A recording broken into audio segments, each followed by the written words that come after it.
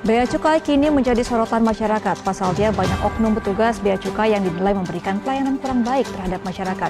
Informasi selengkapnya akan disampaikan jurnalis NJN Valeri Budianto dan juru kamera Azizul Hakim dari Bandara Soekarno-Hatta. Pelayanan buruk oknum petugas Bea Cukai menjadi sorotan beberapa waktu belakangan ini. Ini dibuktikan dari banyaknya oknum yang dilaporkan masyarakat, mulai dari level pegawai hingga pejabat eselon 2.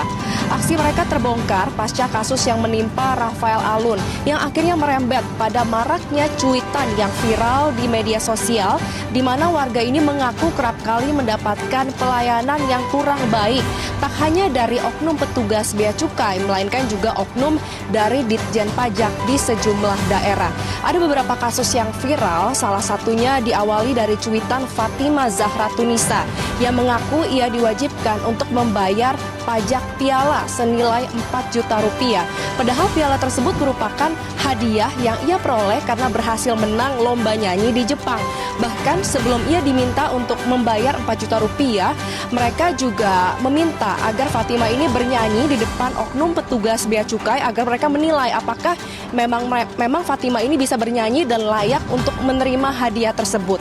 Pengalaman serupa juga dialami oleh Alisa Wahid yang merupakan putri dari Presiden RI keempat Abdurrahman Wahid. Pengalaman ini diakuinya diterima dari petugas Bandara Internasional Soekarno-Hatta yang mengira bahwa Alisa ini merupakan TKW yang baru pulang kerja dari Taiwan. Alisa ini mengaku kopernya diobrak-abrik oleh petugas tersebut. Kemudian juga dalam proses interogasi ia banyak dihujani pertanyaan, misalnya apa saja barang yang dibawanya, kemudian berapa lama ia di Taiwan, kemudian apa sih pekerjaan dari Alisa Wahid ini. Tak hanya itu, dua komika Dodit Mulyanto dan juga Babe Cabita menyatakan pernah menjadi korban pelayanan yang kurang baik dari Ditjen Pajak. Mereka mengaku mereka memang sempat kurang bayar saat melaporkan SPT. Ini karena mereka kurang edukasi dan juga kebingungan ketika harus melaporkan pajak, namun justru mereka didenda 70 juta dan juga 80 juta rupiah.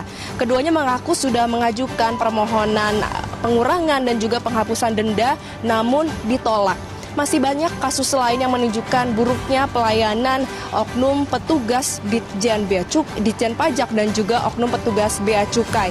Kita ketahui bersama memang untuk Kementerian Keuangan ini sudah kerap kali meminta maaf, namun lebih dari sekadar permintaan maaf ini perlu dilakukan adanya perombakan, pembersihan dan juga reformasi baik dari segi kinerja maupun pelayanan agar pelayanan terhadap masyarakat seluruh Indonesia ini dapat diberikan secara optimal. Dari Tangerang, Valeri Budianto, Azizul Hakim, Media Group Network. Assalamualaikum warahmatullahi wabarakatuh. Perkenalkan saya Anya Octavia dengan NIM 21042330. Dari tayangan barusan terlihat bahwa terjadi pelanggaran etika pelayanan publik di Bea Cukai. Sebelum kita membahas lebih jauh mengenai pelanggaran etika pelayanan publik di Bea Cukai ini, kita harus tahu dulu mengenai apa itu konsep dari etika pelayanan publik. Etika pelayanan publik adalah suatu cara dalam melayani masyarakat publik dengan menggunakan kebiasaan-kebiasaan yang mengandung nilai-nilai hidup dan hukum atau norma yang mengatur tingkah laku manusia yang dianggap baik.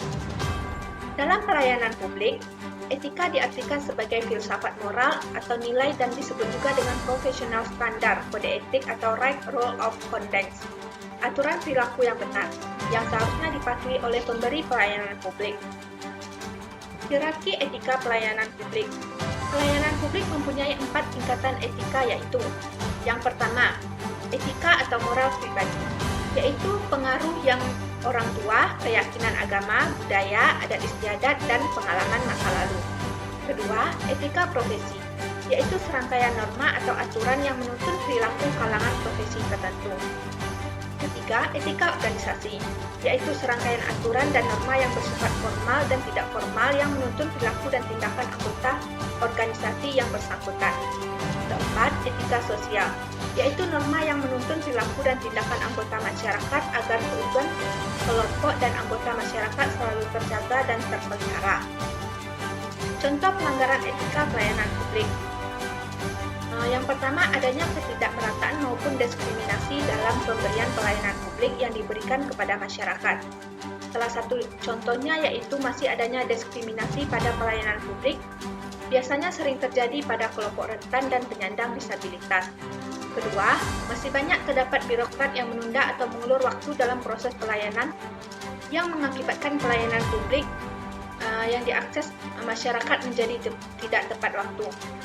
Contohnya pada pembuatan KTP yang seharusnya dapat selesai dalam waktu 1 hari bisa menjadi 1 bulan. Kasus pelanggaran etika pelayanan publik. Seperti tayangan video di awal, Kementerian Keuangan menjadi sorotan beberapa waktu belakangan ini. Kementerian dipimpin oleh Sri Mulyani ini banyak dikeluhkan masyarakat, terutama soal pelayanan di Ditjen Pajak dan Bea Cukai. Salah satu kasus yang sempat viral yaitu piala menang lomba yang dipajaki hingga 4 juta, hingga surat permohonan denda pajak 2 komika yang ditolak Ditjen Pajak. Hal ini viral karena ramai cuitan Fatimah Azahra Tunisa di media sosial. Usai menceritakan pengalamannya tentang pengiriman piala yang merupakan hadiah kemenangan dalam ajang pencarian bakat di Jepang. Ketika hendak mengirimkan piala ke Indonesia, Fatimah Azahra Tunisa mendapat tagihan pajak sebesar 4 juta dari Bea Cukai. Demikianlah kasus pelanggaran etika pelayanan publik yang dapat saya sampaikan. Assalamualaikum warahmatullahi wabarakatuh.